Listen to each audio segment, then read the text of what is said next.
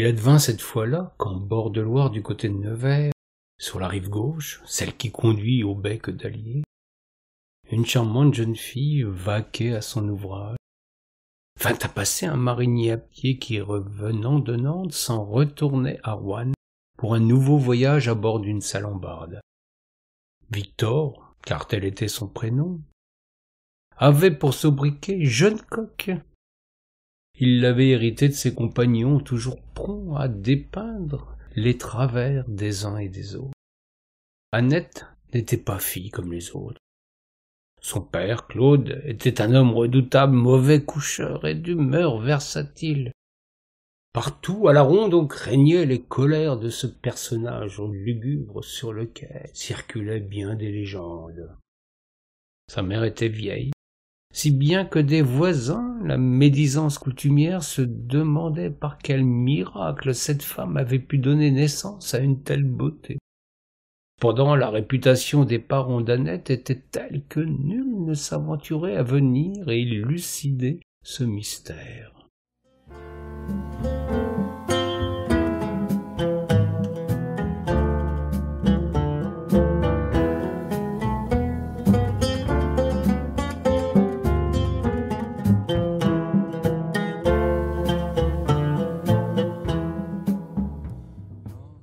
Annette, la pauvrette, pâtissait des bris circulant à propos de ses parents. Pour charmante qu'elle fût, pas un garçon à marier du voisinage ne songeait à venir batifoler dans les parages. Les hommes ne sont pas aussi courageux qu'ils veulent bien le laisser supposer par leur vantardise. C'est ainsi qu'Annette craignait de coiffer Sainte-Catherine, comme cela se pratiquait ici comme dans nombre de nos régions. Victor avait marché depuis de longues heures. Il n'avait pas trouvé à se faire embaucher au halage. Il lui tardait de rentrer à Roanne pour embarquer à nouveau, aller sur l'eau. Marinier à pied, il trouvait la situation humiliante et bien lourd ce coffre de bois qu'il portait sur son épaule et qui contenait tous ses effets. La vue au loin sur le chemin des ânes d'une jeune fille tout attentive à son travail lui redonna force et vigueur. Victor ne savait rien de la réputation des parents de la demoiselle, il ne voyait que ses yeux, le dessin de sa bouche, l'élégance de sa silhouette et la grâce de ses gestes.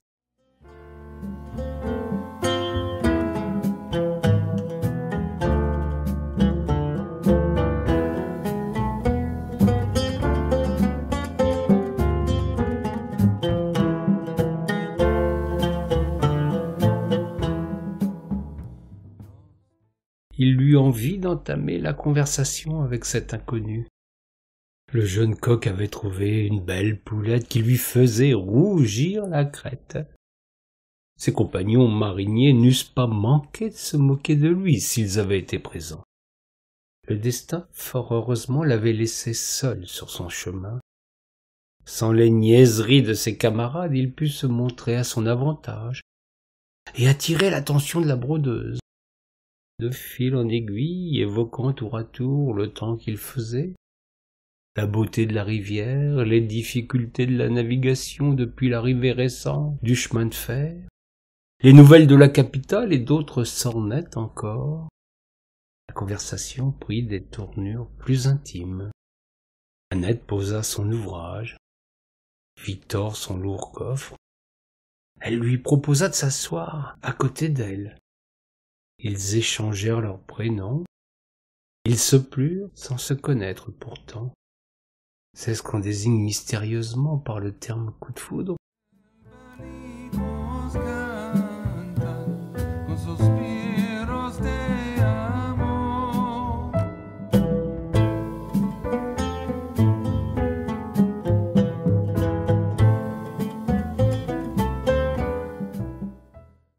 Victor confia ses espoirs et ses envies.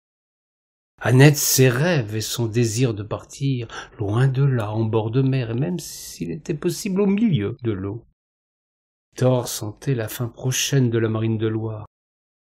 L'idée de changer de destin avec cette jeune fille si agréable s'imposa à lui comme une évidence.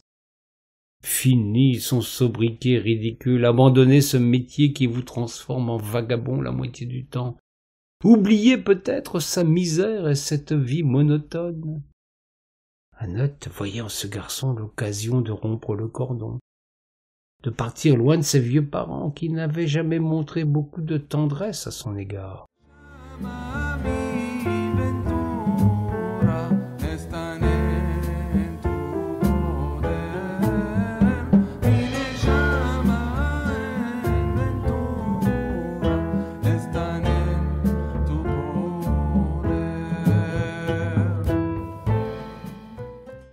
En bien plus de regards que de mots, ils se comprirent, se plurent, et enfin s'embrassèrent, pour dire ainsi ce que leur bouche séparément n'aurait jamais si bien exprimé.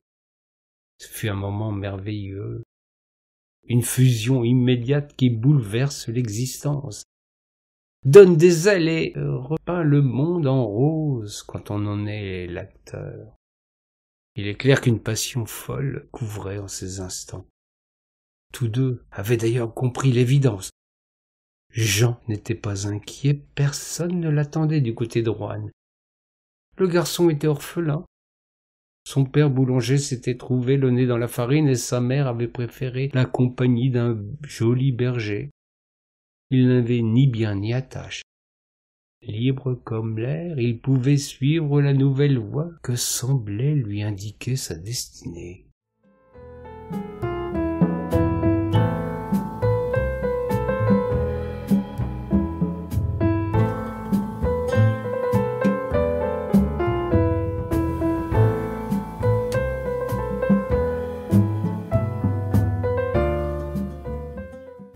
Anne redoutait quant à elle la réaction de ses parents.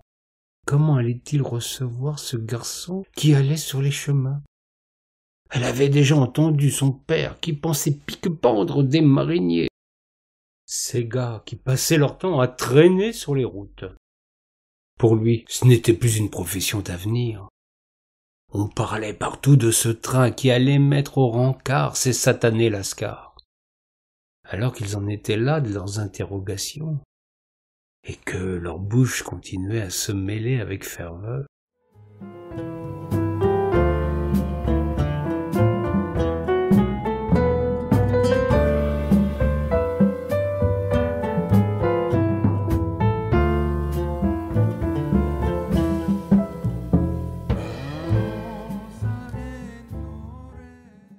Le père fit une apparition fracassante. Cris, injures, menaces. L'homme vitipurait ce chenapan qui bécotait sa fille. La prunelle de ses yeux. Il exigeait des excuses et le départ immédiat de ce traîneau de grève. Thor se dressa face à lui. L'homme ne lui faisait pas peur. Sa détermination soudaine se renforçait du désir de n'être pas ridicule face à celle que la destinée lui avait choisie. Sans préambule ni circonvolution langagière, le garçon déclara sa flamme et son désir d'épouser la belle.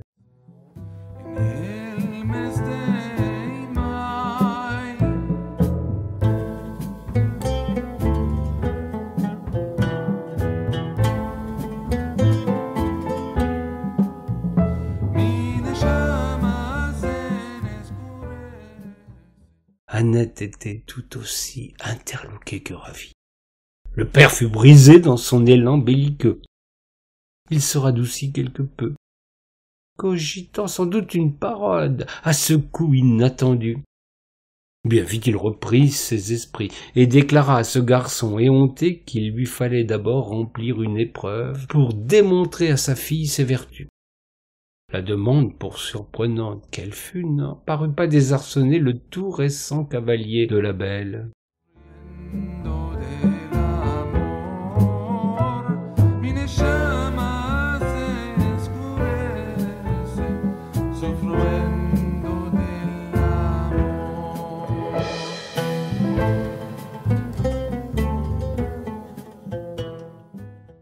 Le père lui demanda alors d'aller quérir sur le champ 3 œufs d'oies sauvages dans une île au milieu de la rivière, là où précisément se mêlent les eaux de la Loire et de l'Allier. Le garçon, porté par la force de sa passion, traversa sans coup férir le bras de la rivière, pourtant profond dans cet endroit, et se mit à la recherche de ce qui semblait impossible à trouver. Quelques minutes plus tard, il revenait trempé et souriant. Il avait trouvé ce que le méchant bonhomme lui avait mandé. L'autre ne se démonta pas pour si peu, il grogna plus qu'il ne demanda que dans l'instant, le marinier sépare le blanc du jaune sans la moindre trace de mélange.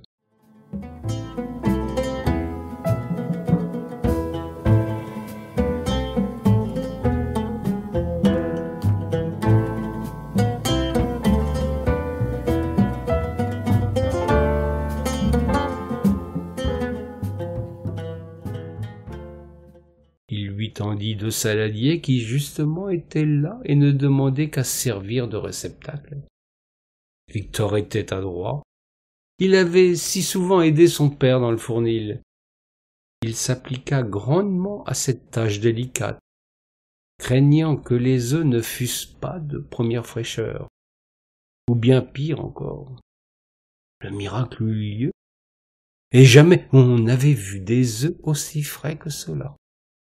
Alors l'homme tendit une fourchette au garçon et exigea de lui qu'il batte le blanc en neige et les jaunes en mousse onctueuse. Il l'en croyait incapable et fut bien attrapé de voir qu'il réalisa parfaitement ces gestes dignes des meilleurs cuisiniers. Sa fille avait bien de la chance d'avoir trouvé un marinier qui sut faire autre chose de ses mains que des nœuds marins et des tours pendables.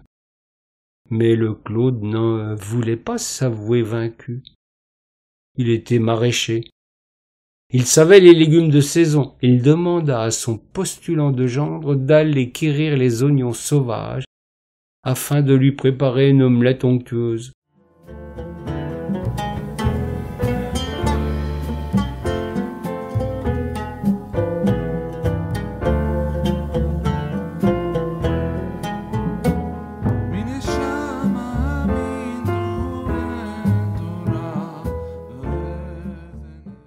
Victor savait les plantes. Sa grand-mère l'avait initié à la science herboriste. Il partit à la recherche de ce que l'homme à convaincre pensait impossible à trouver en bord de Loire. Il en profita pour ramasser une épervière, cette fleur rare et sauvage, qu'il offrit à Annette à son retour, avec 5 bulbes d'oignons sauvages. Il se mit en cuisine, prépara une omelette comme nul n'avait jusqu'alors mangé. Il dressa la table pour servir le père, la mère, la fille. Ceux-là se régalèrent tant et si bien que tous les obstacles furent levés pour accorder ce que les deux jeunes gens désiraient tant. Victor Poulard épousa Anne Boutiot, que l'on appelait Annette. Ils s'installèrent tous deux au Mont-Saint-Michel, où le couple ouvrit une auberge. La réputation de l'omelette de la mère Poulard fit la fortune de la maison.